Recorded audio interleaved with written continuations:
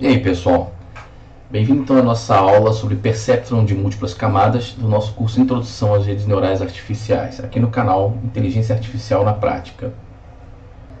Aqui é o nosso mapa de aprendizado, né? É uma ferramenta que a gente vem usando para acompanhar a evolução do curso, e em relação aos paradigmas nós já vimos a diferença entre o treinamento supervisionado e o não supervisionado.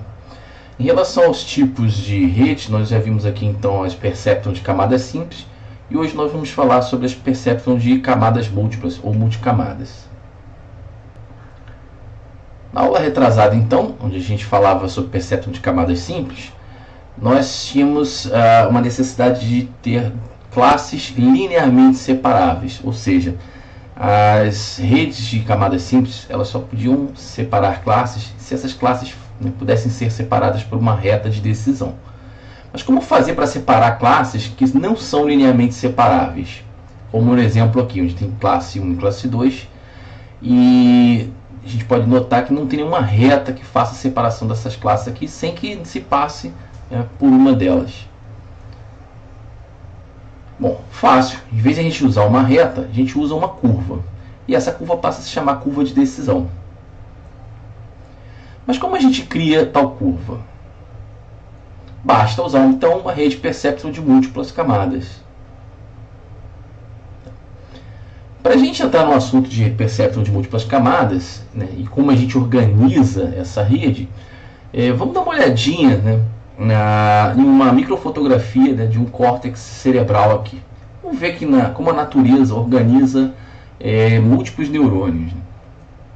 Aqui mais à esquerda na imagem, a gente vê uma camada de corpos celulares aqui.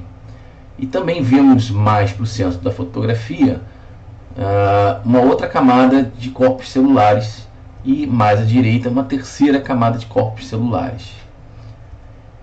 Interligando essas camadas de corpos celulares, nós temos vários dendritos, axônios, etc. e tal. Então, a organização do córtex cerebral se dá em camadas. E essa organização que a gente vai buscar também fazer em relação às redes de múltiplas camadas. Aqui nós temos uma imagem, uma representação gráfica de uma rede Perceptron multicamadas. No caso aqui, a gente tem uma rede que seriam 4 camadas. Nós temos aqui uma camada de entrada, chamada Input Layer. Temos aqui uma primeira camada escondida, ou primeira camada intermediária. Temos aqui uma segunda camada escondida, ou segunda camada intermediária. E temos aqui uma quarta camada, que é a camada de saída. Uma rede de múltiplas camadas ela pode ter N camadas escondidas aqui, certo? Existe também uma diferença entre autores, que é comum encontrar, que é o seguinte: alguns autores consideram camada esse conjunto de corpos celulares aqui, ou seja, o corpo do neurônio, Outros autores consideram o conjunto de pesos, Então aqui nessas 3 regiões rosas, nós temos aqui um conjunto de conexões, que a gente está representando todas elas por uma matriz W de superíndice 1. Temos aqui mais no centro um outro conjunto de conexões entre neurônios, que são os nossos pesos, são as nossas sinapses, representado aqui por uma matriz chamada W de superíndice 2. E, finalmente, aqui, entre a segunda camada escondida e a camada de saída, nós temos um terceiro conjunto de conexões, ou de sinapses, e que a gente vai representar como uma matriz de superíndice 3. Alguns autores considerariam, então, essa rede aqui, em vez de 4 camadas, eles consideram como sendo de 3 camadas. Por que disso? Porque esses autores alegam que essa primeira camada aqui ela não tem capacidade de processamento. Tá? E também, para a implementação do algoritmo, é bem mais interessante essa visão em que você, em vez de ver os corpos celulares aqui, você vê apenas as conexões ou sinapses. Tá? Aqui no nosso curso, a gente vai adotar essa notação aqui. E como fica o treinamento dessas redes de Perceptron de múltiplas camadas, então? Vamos dar uma olhadinha aqui nessa figura. Para calcularmos esse conjunto de pesos aqui, W2, W superíndice 2, nós vamos utilizar ainda aquela fórmula que a gente utilizou, a regra delta, nas redes percepto de camadas simples. Então a gente pega esse erro aqui, que é a diferença entre o valor desejado, o valor que a gente quer que a rede aprenda, e a saída efetiva da rede. Então a gente calcula esse erro 1 aqui. A gente vai determinar o peso, né, de W superíndice 2. A questão agora é o seguinte, né, como é que eu vou calcular esses pesos, né, da camada de entrada aqui, né, W1 superíndice 1. Para isso, né, para usar essa mesma fórmula aqui, eu precisaria ter, né, um erro aqui na saída da camada intermediária, certo? Mas aí vem um problema que é o seguinte: eu não tenho, né, com o que comparar esse erro, né, com o que comparar essa saída, perdão, para calcular um erro aqui, né? Deixa eu explicar melhor aqui no papel. Então eu tenho aqui, né,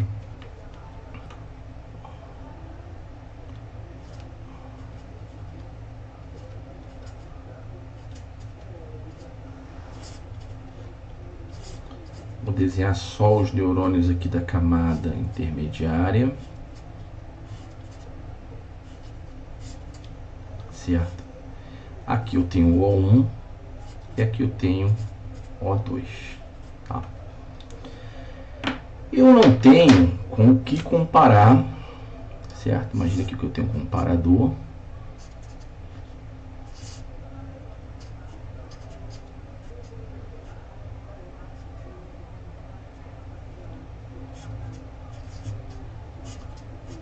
Eu não tenho com o que comparar para calcular esses erros aqui, ó. Ou seja, esse sinal aqui, ó, que eu vou comparar com O1, e esse sinal aqui que eu vou comparar com O2, esses sinais não existem. Se eles não existem, eu também não tenho como calcular esse E1 e E2. Se eu não tenho como calcular o E1 e o E2, eu não tenho como usar diretamente, né, a regra delta para determinar esse conjunto de pesos aqui de superíndice 1, certo?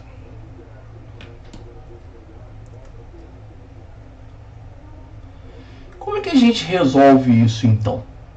Bom, aí é que vem a ideia do um algoritmo chamado backpropagation, tá? Error backpropagation, ou retropropagação de erro em bom português. A gente vai pegar esse erro calculado aqui, né? Vamos usar a regra delta para achar esses pesos aqui de superíndice 2, né? W de superíndice 2. Mas a gente vai pegar esse erro também e vamos retropropagar ele, né, da saída da rede em direção à entrada, por isso o nome é retropropagação, de forma a conseguir calcular esse conjunto de pesos aqui, né, W de superíndice 1, ainda utilizando a regra delta. Vamos ver como é que é esse truque. Como é que a gente faz essa retropropagação? Primeiro, a gente imagina a rede neural agora com o sentido dela invertido, tá vendo? Agora a saída passa a ser a entrada e a minha antiga entrada aqui é como se fossem as saídas. Daí a ideia de retropropagação. O erro passa a ser o meu sinal de entrada, ou seja, eu vou pegar esse erro aqui, vou aplicar a saída do meu neurônio de saída e vou calcular aqui, né, um sinal chamado, né, gradiente do erro. Tá? Esse gradiente do erro aqui eu vou multiplicar pelo peso transposto e vou achar um outro sinal aqui, né, chamado vetor induzido do gradiente de erro. Ok? Uma vez que eu tenha achado esse vetor do campo induzido aqui, do gradiente, né, a gente consegue calcular o gradiente aqui na camada intermediária. E uma vez que a gente calculou aqui esses gradientes na camada intermediária, a gente consegue utilizar a regra delta para encontrar os pesos, né, dessa camada aqui. Ok? Bom, mas antes, o que é gradiente do erro, certo? Gradiente é uma ferramenta, né, que aparece lá no cálculo integral diferencial. Eu não vou entrar em muitos detalhes matemáticos aqui de como é que se calcula o gradiente, tá? Vai haver um vídeo à parte, né, falando sobre, né, explicando um pouco mais, né, detalhadamente a parte matemática desse gradiente de erro e do próprio algoritmo de retropropagação. Aqui eu vou só apresentar as fórmulas que a gente vai utilizar. Mas, evitando o cálculo integral diferencial, pelo menos dá para a gente ter uma boa ideia do que seja o gradiente do erro. Tá? Para explicar isso, vamos fazer uma boa analogia, que é o seguinte. Imagina um alpinista que queira, a partir aqui do vale de uma montanha, nos pés de uma montanha, nesse vale aqui, ele queira chegar ao cume da montanha.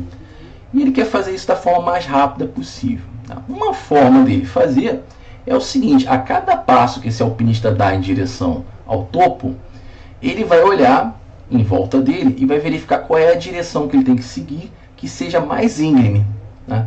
Que a subida seja mais íngreme. Se ele fizer isso a cada passo que ele dá, ele vai, chegar mais rapidamente ao topo da montanha. Esse conceito de, a cada passo você olhar a direção, buscar a parte mais íngreme do terreno, é a ideia justamente do gradiente no cálculo integral diferencial. Tá? Só que no nosso caso aqui, essa função aqui é uma função de erro, aqui um erro total. Certo? Esse erro total aqui, na verdade, é o que? É o valor desejado menos o valor da saída da nossa rede. Lembrando que o valor desejado é o valor que a gente quer que a rede aprenda. E esse y aqui é o valor que a rede efetivamente nos forneceu, dada uma determinada entrada, x. Tá? E isso aqui elevado ao quadrado. Então essa função erro total é uma função que a gente chama de quadrática. Certo? Se a gente pudesse plotar aqui uma função erro fictícia como essa, tá? O que acontece? Se eu partir em direção ao topo desse gráfico, eu estou aumentando o meu erro. Então, para a nossa rede neural, a gente quer fazer justamente o contrário. Eu quero diminuir esse erro. Afinal de contas, diminuir esse erro total corresponde à rede neural aprender, corresponde ao aprendizado da rede. Então é como se o alpinista já aparecesse, ele já nascesse aqui no topo da montanha e ele quisesse descer. Então ele vai fazer o sentido contrário. Ele vai a cada passo que ele está indo em direção ao vale, ele vai buscar o lado mais íngreme para descer. Tá? Então é o negativo do gradiente que a gente quer. Tá? Então o negativo do gradiente é justamente esse sentido de descer a montanha. Ok? Então, conforme eu falei, esses detalhes aí detalhes mais matemáticos do algoritmo de retropropagação, eu vou ver num vídeo à parte a esse daqui, que é mais para quem tem um conhecimento aí de cálculo integral diferencial.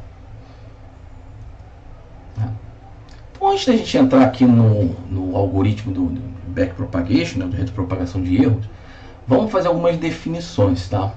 Então eu vou chamar, por exemplo, aqui de mzinho, um número de neurônios da camada de entrada. Nzão, número de neurônios da camada escondida, que a gente também chama de intermediária. E Lzão, número de neurônios da camada de saída. Tá? O X, com a linhazinha aqui embaixo, o X, como a gente chama de underscore, ele vai ser o nosso vetor de entradas. O X, com underscore B, é o vetor de entrada, é o mesmo vetor x aqui, com o mais 1. Tá? Esse vetor aqui vai ser o nosso xb. O O vai ser o vetor de saída da camada escondida e o OB vai ser esse mesmo vetor O acrescido também de um bias. Tá? E as nossas matrizes de pesos. A matriz de pesos vai ficar organizada dessa forma aqui, com essa carinha aqui, tanto a matriz aqui de camada 1 como a da camada 2, camada escondida e camada de saída. Deixa eu voltar aqui um pouquinho. Uma coisa que eu esqueci de comentar e que é importante é o seguinte: eu vou estar desenvolvendo todas as fórmulas da nossa rede neural aqui, o perceptron de múltiplas camadas, em notação matricial, tá ok? Por que disso?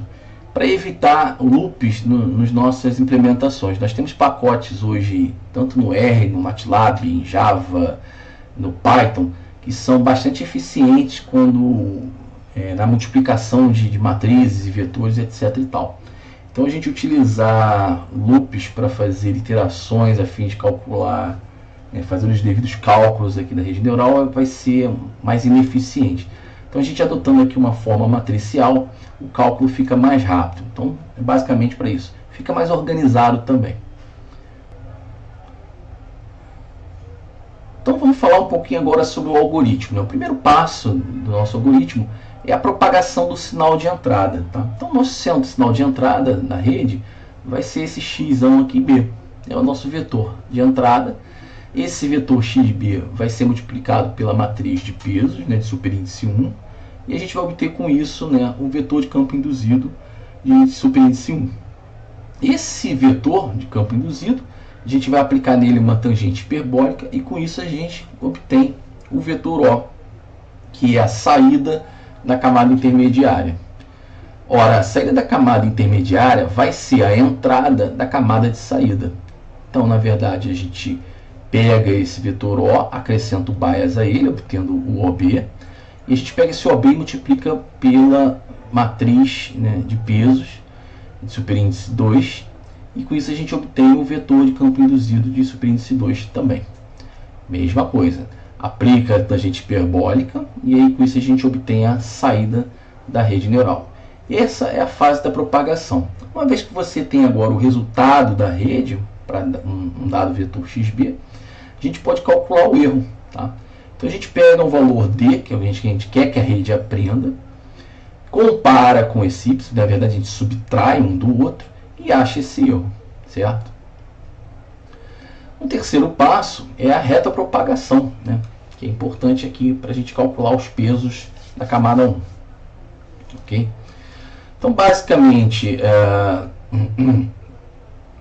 gente vai pegar esse erro e vai fazer uma operação matemática que a gente chama de diagonalização do vetor de erro. Né? Eu vou mostrar aqui, né, como é que faz isso, o que significa esse diag de E.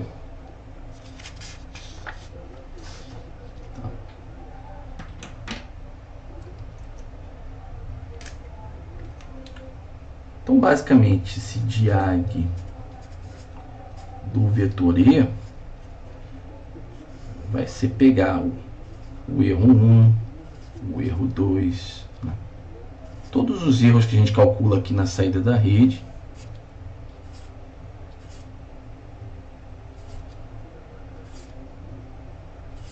tá? E a gente vai colocar esse vetor na posição da diagonal da nossa matriz quadrada aqui. E fora da diagonal principal, os elementos serão zerados, certo? Essa matriz aqui que corresponde à diag do vetor E. Okay? Temos aqui também, né, uma notação que é o 1 vetorial. Isso aqui corresponde, na verdade, a um vetor coluna de 1. Tá? Isso é só para a gente entender, né? Na aula prática a gente vai ver isso daqui com um pouquinho mais de detalhes e a gente vai ver como é que a gente implementa isso daqui. Então, basicamente, essa fórmula 6, 7 e 8 são as fórmulas que a gente vai utilizar para fazer a retropropagação, né, do erro. Com isso a gente calcula aqui o nosso gradiente da camada 2, né, nosso vetor gradiente. Com esse vetor gradiente, multiplicando ele pela matriz W de superíndice 2 transpostas, a gente obtém o vetor campo induzido do gradiente. Tá? Calculado esse vetor campo induzido do gradiente, eu utilizo ele aqui na fórmula 8, tá? E com isso a gente obtém o gradiente na camada 1. Ok? Já fizemos a retropropagação do erro. Próximo e último passo é a atualização dos pesos. A gente vai estar utilizando uma variação da regra delta aqui. Tá? Então a gente vai pegar o vetor x de b, que foi o vetor, né, de entrada, que originou esses erros. Vamos multiplicar pelo gradiente, não mais pelo erro em si, né, como na regra original. Mas vamos multiplicar pelo gradiente. Vamos multiplicar pelo eta, que é a taxa de aprendizado. Vamos somar os pesos atuais. E com isso a gente tem os novos valores de W de superíndice 1. Mesma coisa para a camada de entrada. A gente pega lá o valor OB, né, o vetor OB, multiplica pelo gradiente aqui da camada 2, taxa de aprendizado, soma com os pesos da camada 2, e com isso a gente obtém um novo valor desses pesos. Tá? Então, basicamente isso, né, é a rede neural na sua fase de treinamento. Bom, vamos ver aqui um pouquinho, né, o algoritmo um pouquinho mais de detalhes, certo? Então aqui eu tenho aqui um exemplinho de uma rede, né? Uma rede aqui que a gente chama de 3x2x3. Então a gente tem aqui um conjunto de pesos, né, da camada intermediária aqui, que eu vou chamar de W, né? A matriz W, não era nem para ter esse underscore aqui, né? A matriz W superíndice 1, e aqui um conjunto de pesos que a gente vai representar por W superíndice 2, certo? Essa rede, né, tem 2 neurôniozinhos na camada intermediária e 3 neurônios na camada de saída, ok? A gente vai calcular um erro para a saída do neurônio 1, que a gente vai chamar de E1. Vamos calcular um erro para a saída do neurônio 2, que a gente vai chamar de E2. E vamos calcular um erro para a saída do neurônio 3, que a gente vai passar a chamar de E3. Tá? E aqui a gente tem a nossa função de erro total. Essa função de erro total aqui é basicamente aqui um somatório de todos os erros quadráticos de y1, y2 e y3. Essa função de erro total ela vai ser importante tanto para a gente ver como é que a gente faz, a gente encontra essas fórmulas da retropropagação, como também para monitorar a evolução do treinamento, certo? Então esse valor de erro total aqui, à medida que a rede vai treinando, ele deve reduzir, tá? Então esse valor aqui deve ir reduzindo, que mostra que a rede vai aprendendo. Tá?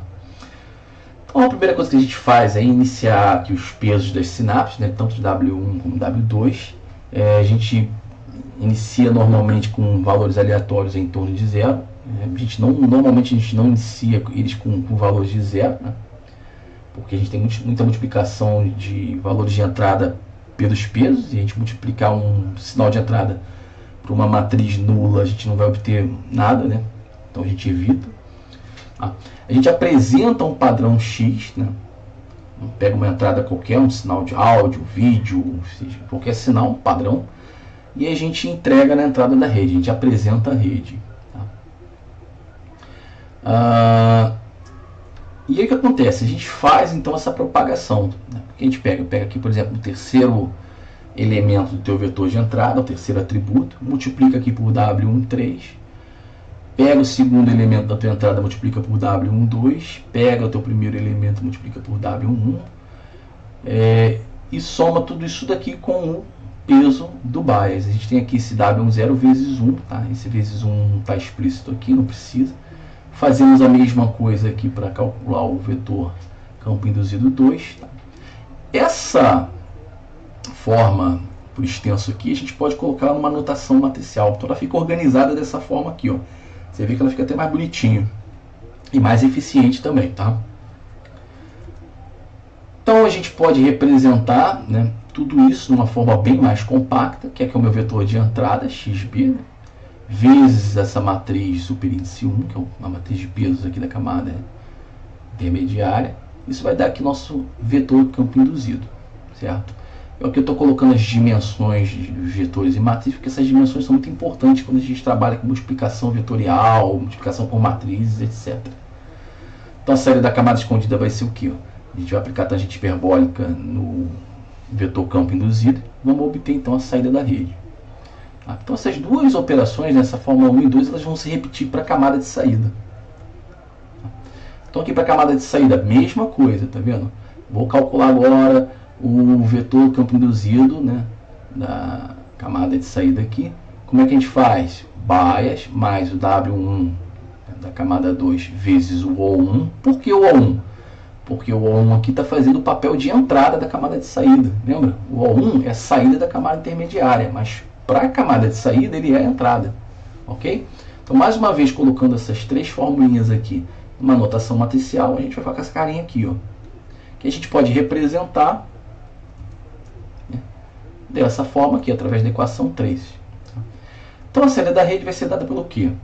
Tangente hiperbólica do vetor campo induzido daqui da camada de saída.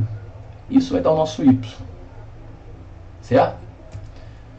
Bom, daí a gente calcula o erro. Tá? Então, o erro 1 vai ser o valor desejado para o neurônio 1 menos y1 e assim por diante. Podemos colocar isso aqui tudo numa notação vetorial. Tá? No nosso caso, como a gente está fazendo o que a gente chama de uma rede autoassociativa, ou seja, eu quero que a minha rede aprenda o que eu estou mostrando a ela na entrada, então o que acontece? O valor desejado, que a gente quer que ela aprenda, é a própria entrada. Então D é igual a X. Então eu venho aqui e substituo D por X. Então meu erro passa a ser a entrada menos a saída da rede. Tá? Poderia ser diferente, eu poderia fazer a rede aprender algo diferente do que eu estou apresentando na entrada? Sim, podemos.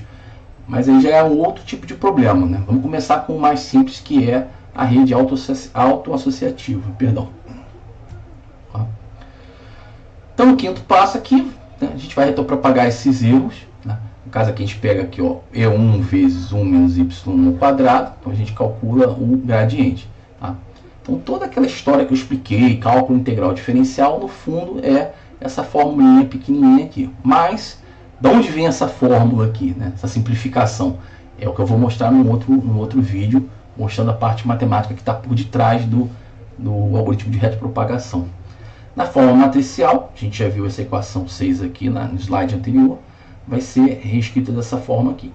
Aqui eu estou colocando uma observação que é o seguinte: em Python, essa equação, né, equação 6, perdão, né, aqui está 8, mas é 6.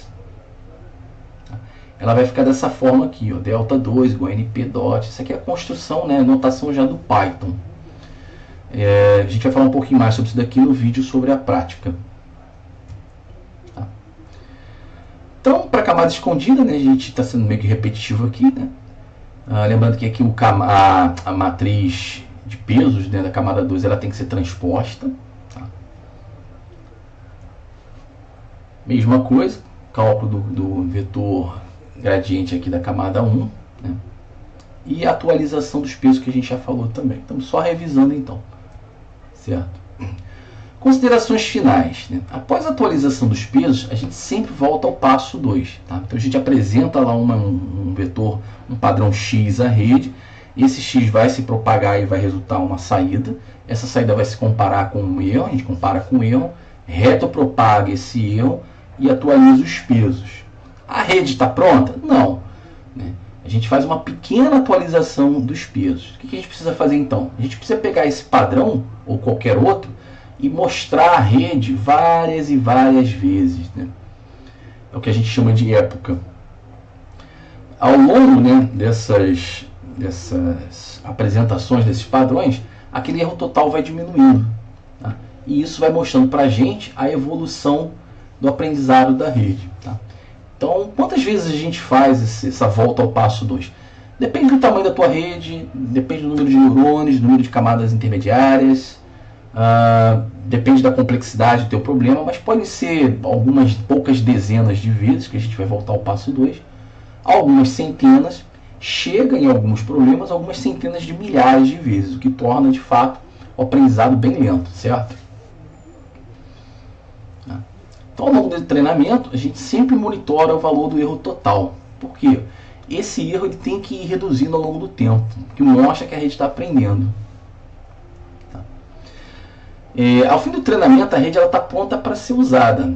E ela se requer apenas a fase da propagação. A rede neural em si é apenas a fase da propagação. Né? As outras etapas, retropropagação e ajuste do peso, é só para o treinamento. Tá? E como ela já foi treinada, a gente não tem mais necessidade de continuar o treinamento. Então aquela etapa 2, 3 e 4, elas cessam. E a gente fica só com a fase de propagação. Se apresenta um padrão na entrada e a rede reconhece ou não aquele padrão na saída. Tá?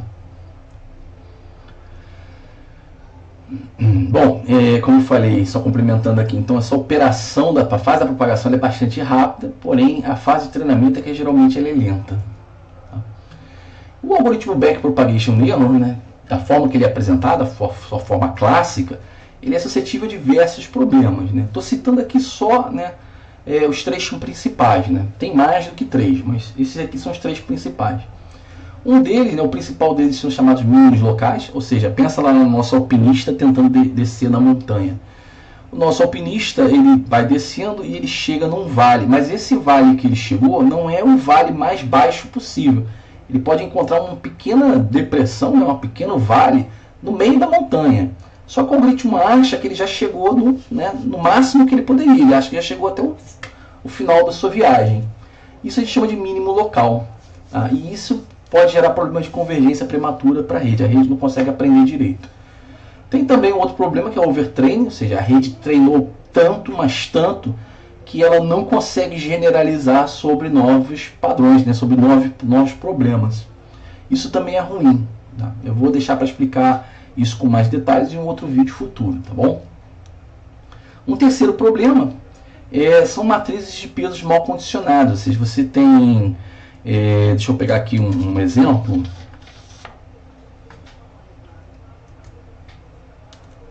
O que vem a ser uma matriz mal condicionada? Imagina que você tem aqui uma matriz com, sei lá, um valor aqui de 12.600, aqui tem 13, aqui tem menos 500 e aqui tem menos 0,0014. Né? A gente tem elementos aqui, né, com ordens de grandeza muito diferentes um do outro. Então, matematicamente falando, a gente diz que essa matriz é mal condicionada. Isso pode trazer alguns problemas também para a nossa rede. Tá? Existe uma série de técnicas para a gente evitar esse tipo de coisa. Né? Então, aqui seria a nossa matriz de peso. Tem algumas técnicas que evitam essas diferenças entre os elementos da matriz serem tão grandes assim. Uma delas é a chamada regularização. Tá?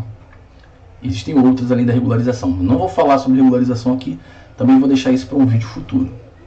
Tá? E conforme a gente aumenta o número de camadas ou aumenta o número de neurônios, o tempo de treinamento aumenta exponencialmente. Tá? Esse é um dos problemas desse tipo de rede neural. Ou seja, quando a gente quer utilizar muitas e muitas camadas, 10, 50, 100 camadas, para resolver problemas, por exemplo, de reconhecimento de imagem no mundo real, o número de conexões, o número de sinapses, ela explode exponencialmente. Então você realmente precisaria de muito poder computacional para treinar esse tipo de rede. Então o custo computacional começa a ser proibitivo. Existem outros tipos de redes que visam evitar esse tipo de custo computacional, como por exemplo as redes convolucionais, que vai ser objeto de um vídeo futuro também. Então no nosso próximo vídeo a gente vai fazer a nossa prática, ok? Não perca! Perguntas? Deixa suas perguntas nos comentários, né? Ativa o sininho aqui e inscreva-se no canal se você não for inscrito aí.